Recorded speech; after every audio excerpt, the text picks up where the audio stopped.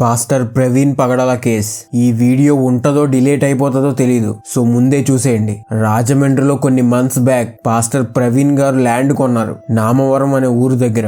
And అందులో Bible college ఒకటి కట్టాలి అని ప్లానింగ్ లో ఉన్నారు. అండ్ 25th మార్చిన ఇక్కడ వర్క్స్ ఎలా జరుగుతున్నాయో అని చెప్పి చూసి దానితో పాటు ఈ ప్రాజెక్ట్ కి వెల్డింగ్ కాంట్రాక్ట్ తీసుకున్న అడపాక జాన్ అనే అతన్ని కూడా కలిసి మాట్లాడి వర్క్స్ అన్ని కూడా స్మూత్ గా అవ్వడానికి ఆయన హైదరాబాద్ నుండి 24th మార్నింగ్ కరెక్ట్ గా 11 AM కి బండి మీద స్టార్ట్ అయ్యారు. రీచ్ అయిపోయాక కాల్ చేస్తారు కదా అనుకుంటున్న ఇంట్లో వాళ్ళకి సడన్ గా 25th మార్నింగ్ పోలీసుల నుండి కాల్ వచ్చింది. ఇలా రోడ్డు పక్కన యాక్సిడెంట్ లో చనిపోయి పడి ఉన్నారు అని చెప్పి. దాంతో ఇంట్లో వాళ్ళంతా కూడా గుండెలు చేతిలో పట్టుకుని హైదరాబాద్ నుండి స్టార్ట్ అయ్యారు. ఈ లోపు పోలీసులు అక్కడ ఫారెన్సిక్ ఎవిడెన్స్ ని మొత్తాన్ని కూడా తహసీల్దార్ పర్యవేక్షణలో కలెక్ట్ చేసి అక్కడ వచ్చిన రిపోర్ట్స్ అండ్ ఫైండింగ్స్ బట్టి ఇనీషియల్ ప్రోబ్ గా ఇది అనుకోకుండా జరిగిన యాక్సిడెంట్ అని చెప్పారు. కానీ అప్పటికే అక్కడికి చాలా మంది మీడియా వాళ్ళని తీసుకుని కొంతమంది వచ్చి ఇది ముమ్మాటికి కూడా హత్యే, దీన్ని కావాలనే చేశారు అని చెప్పి గొడవ చేయడం స్టార్ట్ చేశారు. అండ్ వాళ్ళు ఏమన్నారు అంటే ఇప్పుడే చూసి అప్పుడే ఇది యాక్సిడెంట్ అని ఎలా చెప్తున్నారు, కనీసం ఇన్వెస్టిగేషన్ కూడా చేయకుండా, అంటే ఏదో దాయడానికి ట్రై చేస్తున్నారు అని చెప్పి చాలా డౌట్స్ రైజ్ చేశారు. అంత రిచ్ అయిన ఆయన ఎందుకని కార్ అండ్ ఫ్లైట్లలో కాకుండా హైదరాబాద్ నుండి రాజమండ్రి బైక్ లో వెళ్తున్నారు? అండ్ అదే రోజు ఆయన రోడ్డు మీద కూర్చుని ఉన్న ఫొటోస్ రిలీజ్ అయ్యాయి. అండ్ వాటిని చూసి కరెక్ట్ గా చనిపోక ముందు ఎందుకని ఇలా ఫొటోస్ తీశారు అని చెప్పి ఇది ఖచ్చితంగా హత్య అని పోస్ట్ మార్టం కి వెళ్లిన శవం దగ్గరికి వందల్లో మనుషులు వచ్చేసారు. అండ్ దాని తర్వాత వచ్చే ఒక్కో సీసీటీవీ వీడియో కూడా ఈ కేసులో ఒక పక్కన క్లారిటీ ఇస్తూనే ఇంకో పక్కన డౌట్స్ కూడా రైజ్ చేస్తుంది. అన్ని వైన్ షాప్స్ లో నిజంగా ప్రవీణ్ గారు మందు కొన్నారా? అంత మందు తాగినా కానీ స్ట్రైట్ గా బైక్ డ్రైవ్ చేసుకుని వచ్చేసారా? ఆయన విజయవాడ నుండి ఏలూరు రావడానికి నార్మల్ టైం కన్నా కూడా 3 గంటలు ఎక్స్ట్రా ఎందుకు పట్టింది? షర్టు మీద ఉన్న షూ మరక నిజమా? బైక్ గార్డ్ కి రక్తం ఎలా అంటుకుంది? హైదరాబాద్ లో స్టార్ట్ అయిన తర్వాత నుండి చనిపోయే ముందు వరకు ఏం జరిగింది? ఈయన చావుకి హిందువులకి సంబంధం ఉందా? ఈయనది హత్య లేకపోతే యాక్సిడెంటా? ఇలా చాలా వాటి గురించి క్లారిటీ ఇవ్వాలి. అండ్ మన ఛానల్ స్టార్ట్ చేసినప్పటి నుండి కూడా ఈ కేసు గురించి అడిగినంత మంది ఇంకా దేని గురించి కూడా అడగలేదు. యాక్చువల్లీ చెప్పాలి అంటే అప్పటికి చాలా పెద్ద పెద్ద YouTube channels and news channels కూడా వీడియోస్ చేశారు. కానీ మన వాళ్ళు మాత్రం కేవలం నా మీద ఉన్న నమ్మకంతో నన్ను వీడియో చేయమని అడిగారు. అండ్ నేను కూడా వ్యూస్ కోసం ఏదో ఒకటి చేయకూడదు, ఖచ్చితంగా రిపోర్ట్స్ అన్ని వచ్చిన తర్వాతే చెయ్యాలి అని ఇన్ని రోజులు ఆగాను. అండ్ ఐ ప్రామిస్ యూ మీ నమ్మకాన్ని నిలబెట్టుకుంటా. అండ్ నా సైడ్ నుండి ఒక రిక్వెస్ట్ ఏంటంటే ఈ వీడియో చూసే ముందు ఒకవేళ మీరు ఈ ప్రవీణ్ గారి ఇన్సిడెంట్ లో బ్లైండ్ గా ఒక దాన్ని నమ్మి ఫిక్స్ అయిపోతే బెటర్ ఈ వీడియోని అవాయిడ్ చేసేయండి. ఎందుకంటే మీ అభిప్రాయాలతో ఇది మ్యాచ్ అవ్వచ్చు అవ్వకపోవచ్చు, కానీ ఈ వీడియోలో చెప్పేది మొత్తం కూడా విత్ ప్రూఫ్స్ తో చెప్పేది, ఊహాగానాలతో నోటికొచ్చింది చెప్పేది కాదు. సో ఎవరికైనా కానీ ఈ కేసులో డౌట్స్ ఉన్నాయి అంటే మాత్రం వీడియో చూసి క్లారిటీ తెచ్చుకోండి. అండ్ మతం అనే దాన్ని పక్కన పెట్టి మానవత్వంతో వీడియో చూడండి. ఈ వీడియో మన మిగతా వీడియోస్ కి కొంచెం డిఫరెంట్ గా ఉంటది. ప్రతి వీడియోలో ఏం జరిగింది, కేసు ఎలా క్లోజ్ అయింది అని మాత్రమే చెప్తాం. కానీ ఈ వీడియోలో ఫస్ట్ ప్రవీణ్ గారు హైదరాబాద్ టు రాజమండ్రి జర్నీ చెప్తా, నెక్స్ట్ మోస్ట్ ఆస్క్డ్ క్వశ్చన్స్ గురించి చెప్తా, నెక్స్ట్ ఈ ఇష్యూని వాడుకుని జనాన్ని రెచ్చగొడుతున్న కొంతమంది గురించి చెప్తా. అండ్ లాస్ట్ లో చాలా చాలా ఇంపార్టెంట్, అసలు ఈ ఇన్సిడెంట్ కి one of the main reason royal Enfield లాంటి కంపెనీస్ కూడా రెస్పాన్సిబుల్. సో ఇది చాలా చాలా పెద్ద ఇష్యూ, మనం ఫైట్ చేయాల్సిన ఇష్యూ అండ్ గవర్నమెంట్ వరకు తీసుకెళ్లాల్సిన ఇష్యూ. సో చాలా జాగ్రత్తగా చూడండి. 25th మార్చ్ ఈ కాలేజ్ పని మీద రాజమండ్రిలో ఉండాలి ఆయన. వాళ్ళ ఫ్యామిలీ వాళ్ళ స్టేట్మెంట్స్ అండ్ ఆ ల్యాండ్ కొనడానికి హెల్ప్ చేసిన భయ్య Akash and Adapaka John statements ని బట్టి క్లియర్ అయింది. అయితే సాఫ్ట్వేర్ కంపెనీస్ కు ఓనర్ ఫేమస్ పాస్టర్ అయినా ఎందుకని బైక్ మీద రాజమండ్రి రావాలి అని బిగ్గెస్ట్ క్వశ్చన్. దానికి ఆన్సర్ ఈ కాలేజ్ కన్స్ట్రక్షన్ పని మీద చాలా ఫ్రీక్వెంట్ గా రాజమండ్రి రావాల్సి వస్తుంది. అండ్ వచ్చాక ఇక్కడ తిరగడానికి ఆయనకు ఒక వెహికల్ కావాలి. సో అందుకే ఈ బైక్ ని ఇక్కడ వదిలేసి ఆయన మళ్ళీ రిటర్న్ వెళ్ళిపోదామని చెప్పి ఇలా బైక్ మీద స్టార్ట్ అవ్వాల్సి వచ్చింది. అండ్ ఇది జరగడానికి 1 డే ముందు ఆయన ఒక మెకానిక్ ని కూడా ఇంటికి పిలిపించి బైక్ ఇంజిన్ ఆయిల్ అవి కూడా మార్పించారు. ఆ మెకానిక్ ఇతనికి బాగా తెలిసిన వాడు అవడంతో అతనికి కూడా ఈ రాజమండ్రి వెళ్తున్నా అని చెప్తే, అంత దూరం ఇప్పుడు బైక్ మీద ఎందుకండి, బైక్ ని ట్రైన్ లో వేసి మీరు నార్మల్ గా వెళ్ళిపోవచ్చు కదా అని చెప్పాడు. కానీ ఆయన ఏం కాదులే అన్నారు. అండ్ అలా అనడానికి రీజన్ ఏంటంటే ప్రవీణ్ గారికి నార్మల్ గానే బైక్ మీద వెళ్ళడం ఇష్టం అంట. ఇది డైరెక్ట్ గా ఆయనకి క్లోజ్ గా ఉండే వాళ్ళే కన్ఫర్మ్ చేశారు. సో ఒక లాంగ్ రైడ్ లాగా 24th March 2025 ఎగ్జాక్ట్ గా 11 AM కి వాళ్ళ ఇంట్లో నుండి స్టార్ట్ అయ్యారు. అండ్ ఇది వాళ్ళ స్ట్రీట్ చివరున్న సీసీటీవీలో రికార్డ్ అయింది. సీసీటీవీ రికార్డింగ్స్ అండ్ ఈ వీడియోలో చెప్పే ప్రతి ఒక్కటి కూడా ప్రూఫ్స్ మన టెలిగ్రామ్ ఛానల్లో పెడతా. అవన్నీ కూడా ఇక్కడ పెట్టలేం కమ్యూనిటీ గైడ్ లైన్స్ వల్ల. సో స్క్రీన్ షాట్స్ పెట్టడానికి ట్రై చేస్తాను మీకు కాంటెక్స్ట్ అర్థం అవడం కోసం. నెక్స్ట్ కరెక్ట్ గా 11:26 AM కి నేతాజీ నగర్ క్రాస్ అయ్యారు. అండ్ 11:51 కి రాధికా థియేటర్ సెంటర్ ని క్రాస్ అయ్యారు. నెక్స్ట్ లాలాప్లేట్ ఫ్లైఓవర్ మీద నుండి తార్నాక మెయిన్ రోడ్ కి 12:03 PM కి రీచ్ అయ్యారు. అండ్ స్టార్ట్ అయిన తర్వాత ఫస్ట్ ఆయన బైక్ ఆపింది 12:15 కి. అది కూడా నాగల్లో ఉన్న సవేరా లిక్కర్ మార్ట్ దగ్గర. ఇది ఫస్ట్ టైం ఆ రోజు ఆయన ఒక మందు షాప్ దగ్గర ఆగడం. ఇక్కడే ఆయన 2 మ్యాగ్నమ్ బీర్లు కొన్నారు. అండ్ ఆయన దగ్గర ఉన్న మొబైల్ నుండి యూపీఐ పేమెంట్ చేసి వాటిని తీసుకుని బయటకు వచ్చేసారు. నెక్స్ట్ కరెక్ట్ గా 12:50 కి చౌటుప్పల్ బస్ స్టాండ్ ని క్రాస్ అయ్యారు. దాని తర్వాత ఆయన క్రాస్ అయిన ఫస్ట్ టోల్ గేట్ పతాగి టోల్ ప్లాజా. ఇది కరెక్ట్ గా 129 కి క్రాస్ అయినట్టు సీసీటీవీలో రికార్డ్ అయింది. తర్వాత 214 కి కొర్లపాడు టోల్ ప్లాజా. దాని తర్వాత ఆ రోజు ఆయన ఆగిన second wine shop Aditya wines Kodad. ఇక్కడ ఆయన బకాడిది చిన్న బాటిల్ కొనుక్కున్నారు. ఇక్కడ కూడా సేమ్ యూపీఐ తో పేమెంట్ చేశారు. ఎందుకని స్పెషల్ గా యూపీఐ మెన్షన్ చేస్తున్నానో ముందు ముందు తెలుసుద్ది మీకు. అండ్ ఇక్కడ కొన్న తర్వాత కరెక్ట్ గా 3:20 కి జగ్గయ్యపేట బైపాస్ ఫుడ్ ప్లాజా దగ్గరలో ఉండగా చాలా పెద్ద యాక్సిడెంట్ నుండి ఆయన సేవ్ అయ్యాడు. ఒక లారీని క్రాస్ చేస్తున్న టైంలో సడన్ గా కంట్రోల్ తప్పి ఆల్మోస్ట్ లారీ వెనక టైర్ కింద పడిపోబోయి కొంచెం వెనక్కి పడ్డారు. అండ్ అదే టైంలో యాక్చువల్లీ వెనక ఒక ఆర్టీసీ బస్ కూడా వస్తుంది. ఆ డ్రైవర్ సడన్ గా పక్కకి తిప్పేశాడు కాబట్టి సరిపోయింది. కానీ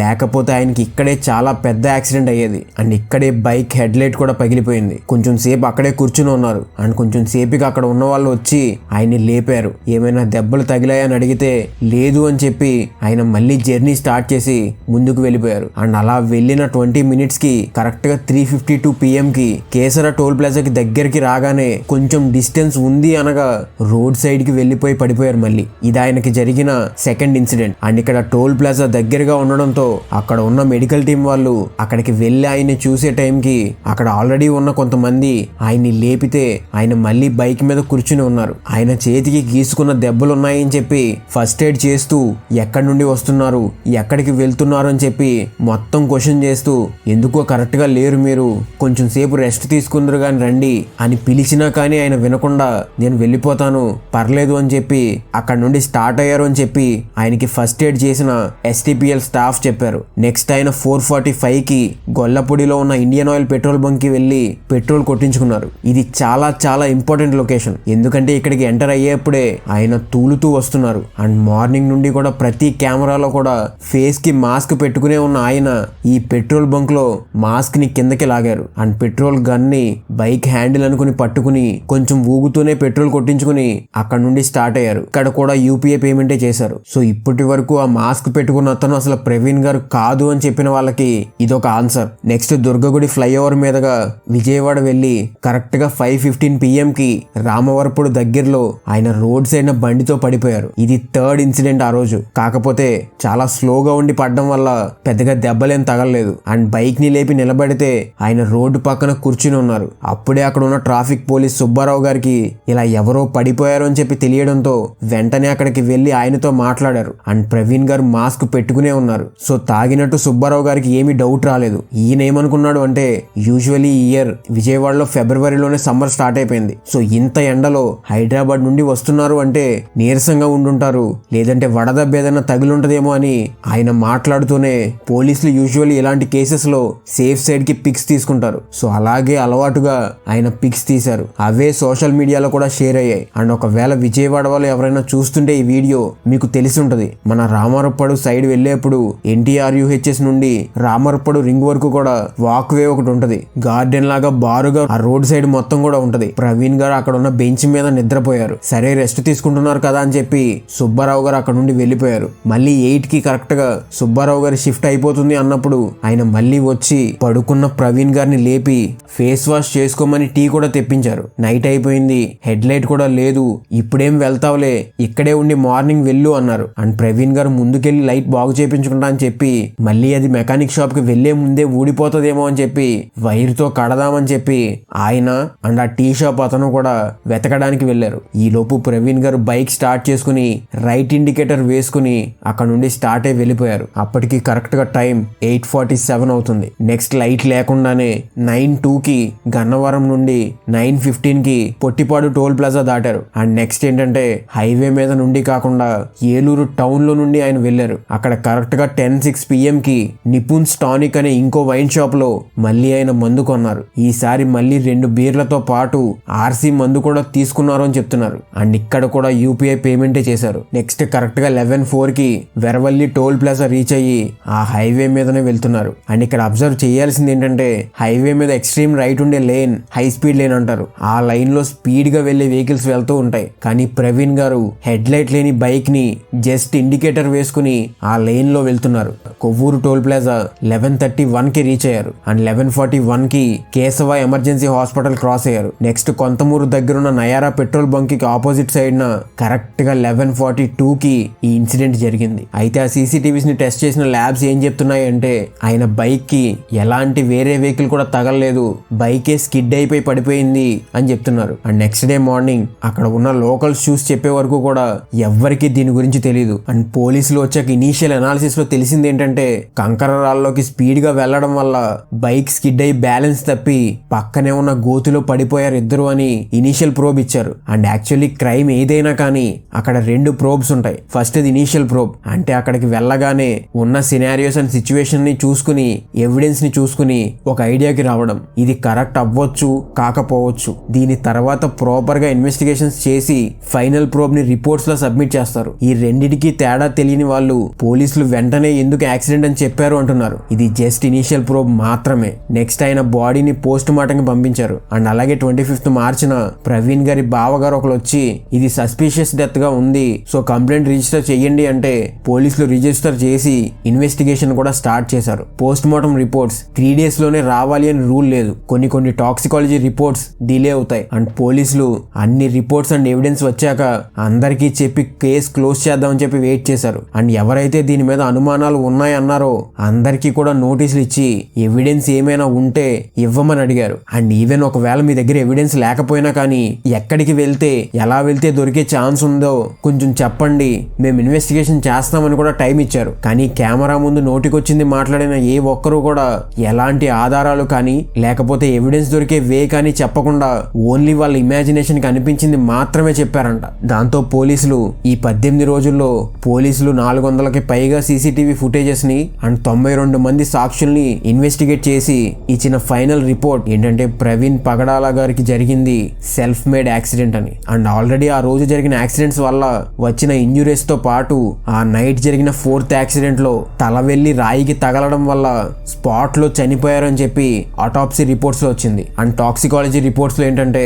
ఆయన బాడీలో ఇథైల్ ఆల్కహాల్ ఉంది అని వచ్చింది. అండ్ నా ఒపీనియన్ ప్రకారం ఈ రిపోర్ట్స్ అన్ని కూడా 90% కరెక్టే. ఆ మిగతా 10% ఏంటి మరి అంటే మనం ఏమున్నా కానీ ఊహాగానాలతో మాట్లాడకూడదు, కేవలం ఆధారాలు బట్టే మాట్లాడాలి. పోలీసులు చేసిన ఇన్వెస్టిగేషన్ లో క్వశ్చన్ చేయడానికి ఏమీ లేవు. కానీ మేబీ ఇప్పుడు కేసు సిబిఐకి వెళ్ళి ఇంకొన్ని కొత్త ఆధారాలు వస్తే వాటి వల్ల ఏమైనా చేంజ్ అయ్యే ఛాన్స్ కేవలం 10% మాత్రమే ఉంది. అండ్ కామెంట్ చేయడానికి కోపడాలి అనుకునే వాళ్ళు ఒక్కసారి ఆగండి. నేను చెప్పేది ఇప్పటి వరకు విన్నారు కదా, ఇంకొక 2 నిమిషాలు మాటలు వినండి. తర్వాత కూడా కోపంతో కామెంట్ చేయాలి అనుకుంటే మీ ఇష్టం. ప్రవీణ్ పగడాల గారి హత్య అని చెప్పి బయటకు వచ్చి కెమెరా ముందు మాట్లాడి జనాన్ని రెచ్చగొట్టిన ప్రతి ఒక్కరూ కూడా వాళ్ళ స్వలాభం కోసం మాత్రమే మతాన్ని అడ్డు పెట్టుకుంటున్నారు. వాళ్ళ ట్రాప్ లో మాత్రం పడకండి. ఇంత ఖచ్చితంగా ఎందుకు చెప్తున్నా అంటే వాళ్ళకి ఒక పాస్టర్ గారు చనిపోయారని ఏం బాధ కాదు, వాళ్ళల్లో ఒకరు చనిపోయాడని కూడా బాధ లేదు. ఒక క్రిస్టియన్ మీద ఎవరో దాడి చేశారేమో అని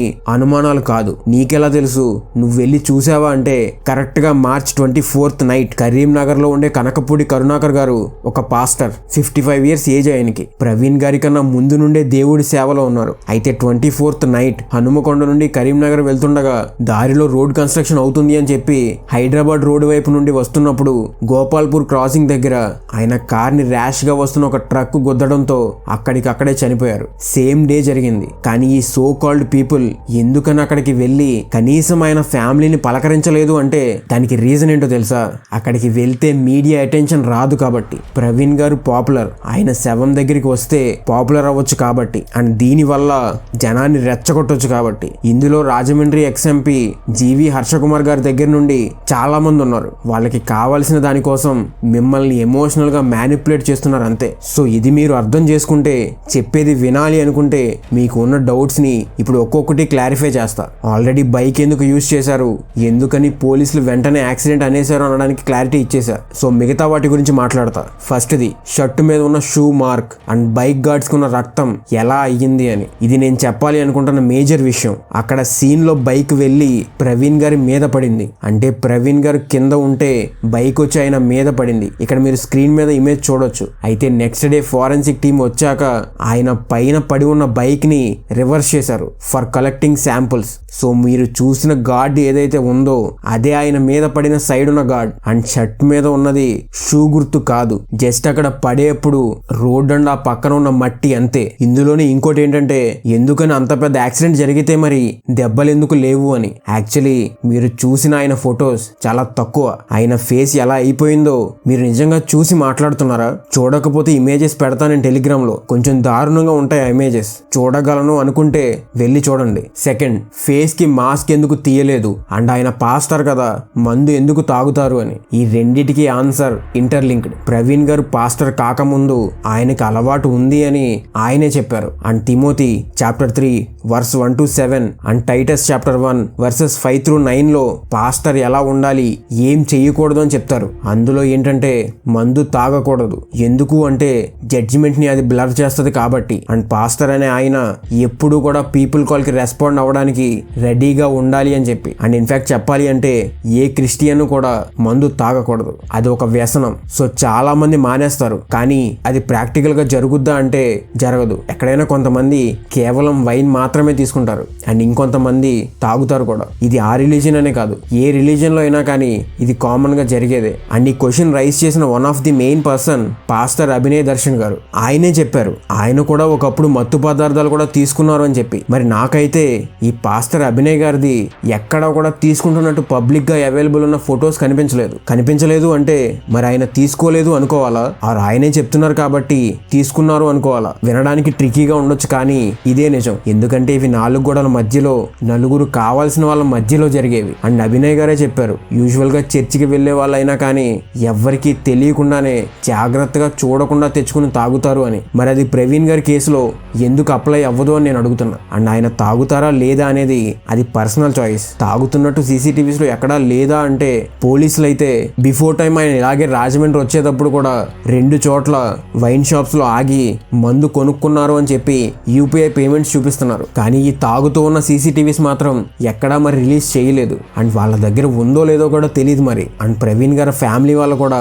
ఇది రివీల్ చెయ్యాలి అనుకుంటే చేస్తారు, కానీ లేదంటే లేదు. అది వాళ్ళ పర్సనల్ చాయిస్. అండ్ ఆయన కొనేప్పుడు మాస్క్ తీయకపోవడానికి one of the main reason ఆయన ఫేమస్. ఎవరైనా ఆయన గుర్తుపట్టి వైరల్ చేస్తే ఆయన ఇమేజ్ కి ఖచ్చితంగా ప్రాబ్లం అవ్వుద్ది. అండ్ అందుకే ఎక్కడ ఇంకొంచెం సేపు అక్కడే ఉంటే ఆయన ఎవరు అని చెప్పి తెలిసిపోద్ది అని చెప్పి ఆగకుండా వెళ్ళిపోయారు ప్రతి చోట కూడా. థర్డ్ క్వశ్చన్, కరెక్ట్ గా ఈ వైన్ షాప్స్ లోనే సీసీటీవీలు ఎందుకు వెతికారు అని చెప్పి. అండ్ ఈ వైన్ షాప్స్ లోనే కాదు, సుమారు 400 ప్లేసెస్ లో సీసీటీవీస్ ని చెక్ చేసామని చెప్పి పోలీసులు చెప్తున్నారు. మరి ఇక్కడికే ఎందుకు వచ్చారు అంటే, యూపీఐ పేమెంట్ హిస్టరీని బట్టి ఆయన ఎక్కడెక్కడైతే పేమెంట్స్ చేశారో అక్కడక్కడ ఖచ్చితంగా ఆగుతారు కాబట్టి ఆ ప్లేసెస్ లో ఈ సీసీటీవీ ఫుటేజ్ ని చెక్ చేశారు. అందులో పాటుగానే వైన్ షాప్స్ గానీ పెట్రోల్ బంక్స్ గానీ చెక్ చేశారు. అండ్ పోలీసులు ముందు రిలీజ్ చేసిన వీడియోస్ లో మేము రిలీజ్ చేయలేదు అని చెప్పారు. ఎందుకంటే నిజంగానే అవి పోలీసులు రిలీజ్ చేయలేదు. మరి ఎవరు చేశారు అంటే ప్రెస్ రిలీజ్ చేసింది. పోలీసులతో పాటు వాళ్ళని ఫాలో అవుతూ ఉన్న ప్రెస్ వాళ్ళు కూడా ఈ వైన్ షాప్స్ కి వెళ్తారు కదా.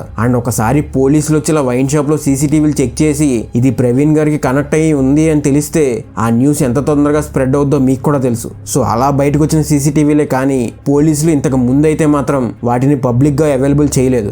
ఇప్పుడే వాళ్ళు ఫస్ట్ టైం చేస్తున్నారు. ఫోర్త్, కరెక్ట్ గా అతని మీద బైక్ ఎలా పడింది, కరెక్ట్ గా అతని మీదే బైక్ ఎలా పడింది. ఇది చెప్పే ముందు ఒకటి చెప్పాలి. సడన్ గా ఒక రోడ్డు మీద వెళ్తున్నప్పుడు ఒక తాబేలు ఎగురుకుంటూ వచ్చి కారులో వెళ్తున్న ఒక పర్సన్ ని చంపేయడానికి ఎంత ఛాన్స్ ఉంది అనుకుంటున్నారు మీరు? అదేంటి అసలు తాబేలు గాల్లో ఎగురుకుంటూ ఎందుకు వస్తుంది అనుకుంటున్నారా? మీరు 0% అని పెట్టినా కానీ నేను షాక్ అవ్వను. ఎందుకంటే తాబేలు గాల్లో ఎగరడం ఏంటి అని అందరూ అనుకుంటారు, కానీ ఇది జరిగింది. 2021 ఫ్లోరిడాలో ఒక కార్ రోడ్డు మీద వెళ్తున్నప్పుడు దాని టైర్ కిందకి ఒక తాబేలు వచ్చింది. టైర్ ఫ్రిక్షన్ ఆ తాబేల్ని గాల్లోకి ఎగరేసింది. అది వెనక వచ్చి ఇంకో కార్ అద్దం పగలగొట్టుకుని లోపలికి వచ్చి ప్యాసింజర్ కి తగిలి ఆమె హాస్పిటలైజ్ అయ్యి కొన్ని డేస్ కి చనిపోయింది. వీటినే యాక్సిడెంట్స్ అంటారు. ఒక చిన్న స్టోన్ లారీ పక్క నుండి వెళ్ళినప్పుడు క్రియేట్ అయ్యే ఒక చిన్న ఎయిర్ వార్టెక్స్, ఒక చిన్న మిస్టర్న్ చాలు ఏమైనా జరగడానికి. సో అక్కడ ఉన్న కండిషన్స్ వల్ల అలా పడి ఉండడానికి ఛాన్స్ ఎక్కువ ఉన్నాయని చెప్పి ఫారెన్సిక్ రిపోర్ట్స్ చెప్తున్నాయి. అండ్ అలా పడింది కాబట్టే దాన్ని యాక్సిడెంట్ అన్నారు. ప్రిడిక్ట్ చెయ్యలేనివే కదా యాక్సిడెంట్స్ అంటే. ఫిఫ్త్, సీసీటీవీలో ఉన్నది ఆయనే అని ప్రూఫ్ ఏంటి? డూప్ అయి ఉండొచ్చు కదా అని. ఈ సీసీటీవీ ఫుటేజెస్ అన్ని కూడా RFSL రీజనల్ ఫారెన్సిక్ సైన్స్ ల్యాబొరేటరీలో టెస్ట్లు జరిగి సీసీటీవీ ఫుటేజెస్ మొత్తం కూడా ఒరిజినలే అండ్ అందులో ఉన్నది ప్రవీణ్ గారు అని చెప్పి కన్ఫర్మ్ చేశారు. అండ్ ఒకవేళ ఇంకా ఎవరికైనా డౌట్ ఉంది అంటే కోర్టులో కౌంటర్ పిటిషన్ ఫైల్ చేయొచ్చు. అండ్ కేసుని ఇప్పుడు హైదరాబాద్ పోలీస్ స్టేషన్ లో కూడా ఫైల్ చేసి మాకు ఈ డౌట్స్ ఉన్నాయి, మాకు అది హత్య అని తెలుసు అని చెప్పి మీ పాయింట్ ఆఫ్ వ్యూ చెప్పండి. నిజంగా మీరు అనుకునేది నిజమే అయితే ఒక కేసు సాల్వ్ అయినట్టే కదా. అండ్ కంగారు పడకండి, ఇప్పుడు పోలీసులు క్లోజ్ చేసినంత మాత్రాన కేసు అయిపోదు. ఇప్పుడు ఈ రిపోర్ట్స్ అన్ని కూడా section 173 of criminal procedure code కింద కోర్టుకి సబ్మిట్ చేస్తారు. కోర్టు ఇవి వ్యాలిడ్ అనుకుంటేనే కేసు క్లోజ్ అవ్వద్ది. ఒకవేళ కోర్టు ఇది వ్యాలిడ్ కాదు అనుకుంటే మళ్ళీ ఇన్వెస్టిగేట్ చేయమని చెప్పుద్ది. అండ్ మీలో ఎవరికైనా కానీ ఇది స్టిల్ హత్య అనిపిస్తే సోషల్ మీడియాలో కమెంట్స్ చేయడం వల్ల యూజ్ ఏమీ ఉండదు. ఇది యాక్సిడెంట్ అని నేను చెప్తూ ఇన్ని ప్రూఫ్లు చూపిస్తున్నా కదా, అలా కాదు ఇది హత్య అని ఎవరైనా చెప్తే వాళ్ళని కాలర్ పట్టుకుని అడగండి ప్రూఫ్స్ ఎక్కడ, ప్రూఫ్స్ ఉంటే పోలీసులకు ఎందుకు ఇవ్వకుండా మమ్మల్ని ఎందుకు రెచ్చగొడుతున్నారని చెప్పి అడగండి. అండ్ అజయ్ బాబు గారు ఈ వీడియో చేసే టైంకి జైల్లో ఉన్నారు. ఎంతలా రెచ్చగొట్టారు అంటే ఆయన హిందువులను అందరినీ కూడా ఊచకోత కోస్తామని చెప్పి వార్నింగ్స్ కూడా ఇచ్చారు. అండ్ ఇలా రెచ్చగొట్టే ప్రయత్నాలు చేయడం వల్లే పోలీసులు ఆయన అరెస్ట్ చేశారు. నాకు ఇందులో కూడా ఒక ప్రాబ్లం ఉంది. ప్రవీణ్ గారిది హత్యే, అది చేసింది హిందువులే అని ఎలా చెప్తున్నారు? అంటే ఆయనది హత్య కాదా అనే విషయం కూడా ఇంకా క్లారిటీ రాకముందే చేసింది హిందువులు అని ఎలా చెప్పేస్తున్నారు మీరు? మేబీ ఆయనకు వచ్చిన బెదిరింపుల వలన. ఒకవేళ అలా అనుకుంటే నేను ఒకటి చెప్తా, ప్రవీణ్ పగడాల గారి మీద 3 నెలల క్రితం ముస్లిమ్స్ చాలా మంది బెదిరిస్తూ వీడియోస్ పెట్టారు. ఆయన చేసిన కొన్ని కమెంట్స్ ప్రాఫిట్ మొహమ్మద్ ని అండ్ వాళ్ళని కించపరిచేలా ఉన్నాయని చెప్పి. అంతెందుకు ఈవెన్ క్రిస్టియానిటీ నుండి కూడా ఆయనకి బెదిరింపులు వచ్చాయి. ఆయన యెహోవా అల్లా ఒక్కడేనా అని చెప్పి ఒక బుక్ రిలీజ్ చేశారు అన్న విషయం మీలో ఎంతమందికి తెలుసు? అండ్ అలా చేసినప్పుడు చాలా మంది పాస్టర్స్ ఆయన్ని చాలా బెదిరించారు. ఇప్పుడు మరి 3 మతాల నుండి కూడా బెదిరింపులు వచ్చాయి కదా, మరి ఎందుకని ఒక్క మతాన్ని టార్గెట్ చేస్తున్నారు? మీ పర్సనల్ గ్రడ్జెస్ వలన, లేదంటే పర్సనల్ ఎజెండాస్ వలన?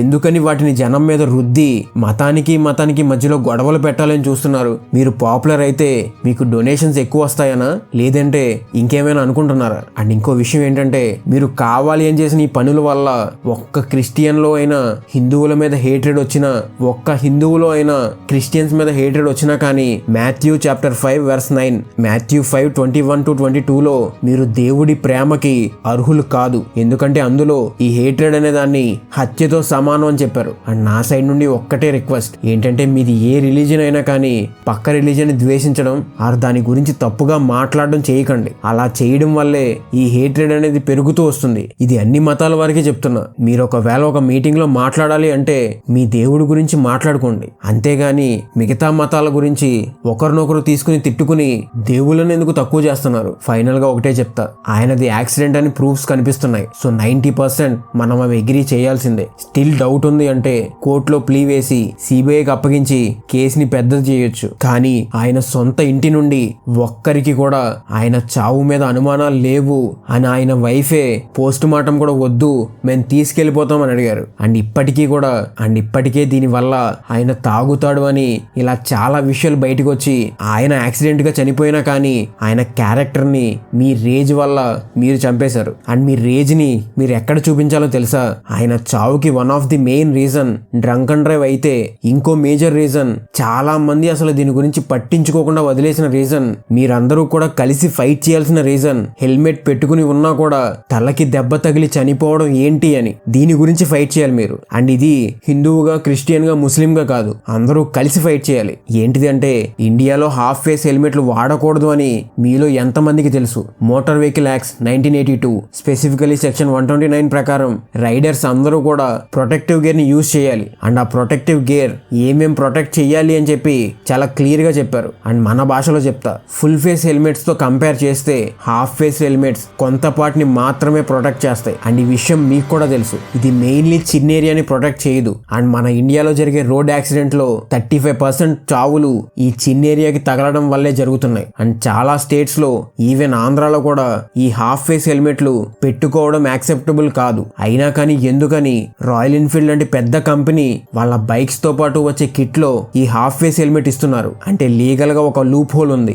ఏంటంటే ఈ సెక్షన్ 129 లో ఏంటంటే ఓన్లీ ప్రొటెక్షన్ ఉండే ఫుల్ ఫేస్ హెల్మెట్ ని మాత్రమే యూజ్ చేయాలి అని చెప్పి మెన్షన్ చేశారు. అండ్ దీని ప్రకారం ఏంటంటే హాఫ్ ఫేస్ హెల్మెట్ అలౌ లేదు. కానీ దీని తర్వాత ఏం చెప్తారు అంటే ఏ హెల్మెట్ అయినా సరే BSI స్టాండర్డ్స్ ప్రకారం తయారు చేసి ISA సర్టిఫికేట్ ఉంటే దాన్ని యూజ్ చేయొచ్చు అని చెప్పి, దాంతో ఈ క్లాజ్ ని వాడుకుని హాఫ్ ఫేస్ హెల్మెట్ ని BSI స్టాండర్డ్స్ బట్టి తయారు చేసి ISA సర్టిఫికేషన్ తీసుకుంటున్నారు. మరి ఇది ISI ఎందుకు సర్టిఫై చేస్తుంది, అవి కంప్లీట్ ప్రొడక్షన్ ఇవ్వదు కదా అని క్వశ్చన్ చేయాలి మీరు ఫస్ట్. అండ్ ISI సర్టిఫై చేసినా కానీ ఈ హెల్మెట్స్ ని ఓన్లీ తక్కువ స్పీడ్ లో వెళ్లే వెహికల్స్ కి అండ్ తక్కువ డిస్టెన్స్ ట్రావెల్ చేసే వాటికి మాత్రమే వాడాలి.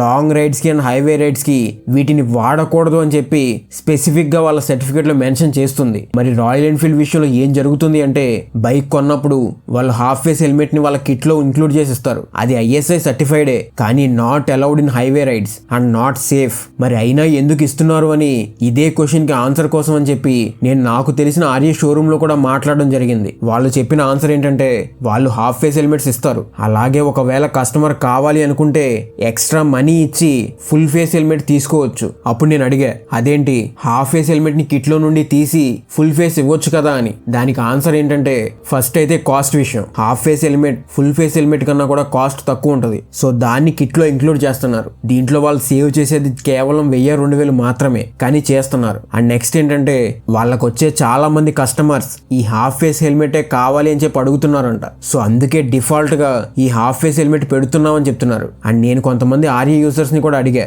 ఎందుకు మీరు హాఫ్ ఫేస్ హెల్మెట్ వాడడానికి ఇష్టపడుతున్నారు అని చెప్పి. వాళ్ళేమంటున్నారు అంటే అదేంటి ఆర్య మీద ఫుల్ ఫేస్ హెల్మెట్ బాగోదు కదా అంటున్నారు. ఎందుకు బాగోదు అనుకుంటున్నారు అని అడిగితే ఆర్య చేసే ప్రతి అడ్వర్టైజ్మెంట్ లో కూడా మెజారిటీ కేసెస్ లో హాఫ్ ఫేస్ హెల్మెట్ నే పెట్టుకుని వాళ్ళ బ్రాండ్ ని ప్రమోట్ చేస్తున్నారు. అండ్ వాళ్ళ బ్రాండ్ ని వాళ్ళు అలాగే డిపిక్ట్ చేయాలి అని చూస్తున్నారు. సో జనం కూడా ఏంటంటే అందులో చూసేదే కావాలనుకుంటారు కదా. అదేంటి అడ్వర్టైజ్మెంట్ లో చూపించినంత మాత్రాన జనం కొనేస్తారా అనుకోకండి. మీరు ఎప్పుడైనా వేరే బైక్ బ్రాండ్స్ లైక్ TVS కానీ యమహా కానీ హోండా కానీ హీరో కానీ ఏమైనా కానీ వాటి హై పవర్ బైక్స్ కి ఎవరైనా హాఫ్ ఫేస్ హెల్మెట్ పెట్టుకోవడం చూసారా? 80% పీపుల్ ఫుల్ ఫేస్ హెల్మెటే వాడతారు. నేను స్కూటీ గురించి చెప్పట్లేదు, కేవలం కొంచెం పవర్ ఉన్న బైక్స్ గురించి చెప్తున్నా. మిగతా అన్ని బ్రాండ్స్ కూడా వాళ్ళ అడ్వర్టైజ్మెంట్స్ లో ప్రాపర్ గా ఫుల్ ఫేస్ హెల్మెట్ తో పాటు రైడింగ్ గేర్ మొత్తం వేసుకున్న పర్సన్స్ ని వాళ్ళ యాడ్స్ లో చూపిస్తారు. కావాలంటే మీరు అబ్జర్వ్ చేయొచ్చు ఎప్పుడైనా. అండ్ వాళ్ళు అలా చూపించడం వల్లే ఒకే స్పోర్ట్స్ బైక్స్ కి ఫుల్ ఫేస్ హెల్మెటే వాడాలి, అదే లుక్ ఇస్తుంది అని మనకు ఒక మెంటాలిటీ క్రియేట్ అవుతుంది. అండ్ సేమ్ ఆర్య విషయంలో కూడా వాళ్ళు హాఫ్ ఫేస్ తోనే బ్రాండింగ్ క్రియేట్ చేస్తున్నప్పుడు జనం కూడా అదే కావాలనుకుంటారు కదా. అండ్ ఇక్కడ నా సజెషన్ ఏంటంటే ఆర్య చేంజ్ అవ్వాలి. ఇది మరి వాళ్ళకి తెలిసే జరుగుతుందో లేదంటే జస్ట్ షోరూముల్లో మాత్రమే జరుగుతుందో తెలియదు కానీ ఇది చాలా చాలా ఇంపార్టెంట్. అఫ్ కోర్స్ నాకు కూడా రాయల్ ఎన్ఫీల్డ్ లెగసీ అంటే చాలా ఇష్టం. కానీ ఇంత పెద్ద కంపెనీ గుర్తు పెట్టుకోవాల్సింది ఏంటంటే స్టైల్ ఇంపార్టెంటా సేఫ్టీ ఇంపార్టెంటా అని. సేఫ్టీ ఇంపార్టెంట్ అనుకుంటే ఫుల్ ఫేస్ హెల్మెట్స్ తో యాడ్స్ తీయడం స్టార్ట్ చేయాలి. అండ్ కిట్ తో పాటు ఫుల్ ఫేస్ హెల్మెట్ ఇచ్చి ఎవరైనా హాఫ్ ఫేస్ కొనుక్కోవాలి అనుకుంటే అప్పుడు దాన్ని సపరేట్ గా సేల్ చేయాలి. ఎందుకంటే ఆర్య వల్లే హాఫ్ ఫేస్ హెల్మెట్ ఇస్తే మన ఇండియన్ మెంటాలిటీ ప్రకారం ఒక హెల్మెట్ ఉంది కదా అది సరిపోయేద్దులే అనుకుంటారు, ఇంకో ఫుల్ ఫేస్ కొనరు. అండ్ దాని వల్ల చాలా ప్రమాదాలు జరుగుతున్నాయి. మరి పోలీసులు ఎందుకు ఇది స్ట్రిక్ట్ గా ఫాలో అవ్వట్లేదు అంటే అక్కడికి పోలీసులు చెప్తూనే ఉన్నారు ఇది సేఫ్ కాదు అని చెప్పి, కానీ ఫైన్స్ వేయట్లేదు అంతే. ఎందుకు అంటే ఏమీ పెట్టుకుని వాళ్ళు కూడా తిరుగుతున్నారు. వాళ్ళతో కంపేర్ చేస్తే వీళ్ళు చాలా బెటర్ కదా అని చెప్పి జస్ట్ వార్నింగ్ ఇచ్చి వదిలేస్తున్నారు. కావాలంటే మీరు ఏ ట్రాఫిక్ పోలీస్ దగ్గరికైనా వెళ్ళి అడగండి, ఇదే చెప్తారు. సో ముందు మనం అర్థం చేసుకోవాలి ఇది మన సేఫ్టీ కోసం అని చెప్పి. అండ్ తర్వాత కంపెనీస్ మనల్ని ట్యూన్ చేయడం ఆపాలి. హాఫ్ ఫేస్ స్టైల్ అని లేదంటే అది పెట్టుకుంటేనే లుక్ అని చెప్పి. ఈ రెండు జరిగిన తర్వాత పోలీసులు స్ట్రిక్ట్ చేయాలి. సో నా రిక్వెస్ట్ ఏంటంటే ఈ వీడియో కింద చావుకి కారణం అది ఇది అని ఊహాగానాలతో కమెంట్ చేయాలి అనుకునే వాళ్ళు, లేకపోతే ఇలా ప్రవీణ్ గారికి జరిగింది రేపు ఇంకొకరికి జరగకుండా ఉండాలి అని చేంజ్ రావాలి అనుకునే వాళ్ళు ఎవరైనా ఉంటే దీన్ని షేర్ చేయండి. మీరు అనుకుంటే పెద్ద పెద్ద కంపెనీస్ దిగి వస్తాయి. సో షేర్ చేసి సేఫ్టీ ఓవర్ స్టైల్ అని చెప్పి క్వశ్చన్ చేయండి. అది ఏ బ్రాండ్ అయినా కానీ ఆర్య ఒక్కటే కాదు హాఫ్ ఫేస్ హెల్మెట్లు ఇచ్చే ఏ కంపెనీనైనా కానీ మీరు క్వశ్చన్ చేయాలి. మీరు అనుకుంటే అవ్వనిది ఏమీ ఉండదు. అండ్ ఇంకో రిక్వెస్ట్ ఏంటంటే మీకోసం మీ ఇంట్లో ఒక ఫ్యామిలీ వెయిట్ చేస్తుంది. సో ప్లీజ్ ఎప్పుడూ కూడా తాగి డ్రైవ్ చేయకండి. అది మీకు అండ్ మీతో పాటు రోడ్డు మీద వెళ్తున్న వాళ్ళకి కూడా ప్రమాదం. అండ్ అది ఎంత అర్జెంట్ సిచ్యువేషన్ అయినా కానీ మీరు మాత్రం తాగి డ్రైవ్ చేయకండి. ఇంత చెప్పిన తర్వాత కూడా మీకు అర్థం కాలేదు అంటే మీరు స్టిల్ కొంతమంది మీ ఎమోషన్స్ ని వాడుకోవాలి అని చూసిన వాళ్ళ మాటలే వింటామంటే నేను చేయగలిగింది ఏమీ లేదు. Be informed, drive safe, don't drink and drive and wear full face helmet. వీడియోని ఇక్కడ వరకు చూశారు అంటే మీకు నచ్చిందని అనుకుంటున్నా. సబ్స్క్రైబ్ చేస్తారని కోరుకుంటున్నా. అండ్ లైక్ చేసి కమెంట్ చేయడం మర్చిపోకండి. మీ సపోర్ట్కి చాలా చాలా థ్యాంక్స్. ప్రతి ఒక్కరూ కూడా ఇది మన ఛానల్ అనుకుని సపోర్ట్ చేస్తున్నారు. Thanks for the love. And మీకు దగ్గరగా ఉండడానికి ఫస్ట్ వచ్చే 100 కమెంట్స్కి ఖచ్చితంగా రిప్లై ఇస్తా. సో వెంటనే కమెంట్ చేసేయండి. అండ్ ఈ కేసుకి సంబంధించిన ఒరిజినల్ ఇమేజెస్ అండ్ ఇక్కడ పెట్టకూడని లింక్స్ ఏమైనా ఉంటే అవి మన టెలిగ్రామ్ ఛానల్లో పెడతా. సో దాని లింక్ని కింద డిస్క్రిప్షన్లో మెన్షన్ చేస్తా. చెక్ చేసి జాయిన్ అవ్వండి. అండ్ ఒకవేళ మీకు స్టాక్ మార్కెట్ అంటే ఇంట్రెస్ట్ ఉండి నేర్చుకోవాలి అనుకుంటే నేను స్టాక్ మార్కెట్ మీద బుక్స్ రాశాను. అవి అమెజాన్లో ఈ బుక్ అండ్ ఫిజికల్ బుక్ ఫార్మాట్స్లో అవైలబుల్గా ఉన్నాయి. లింక్స్ కింద కమెంట్స్లో పిన్ చేసి పెట్టా. చెక్ చేసి నీడ్ ఉన్న వాళ్ళు తీసుకోండి. అండ్ ఇలాంటి వీడియోస్ నచ్చితే మన ఛానల్లో ఇంకా ఉన్నాయి, ఒక లుక్ వేయండి. మళ్ళీ కలుద్దాం ఇంకో కేసుతో.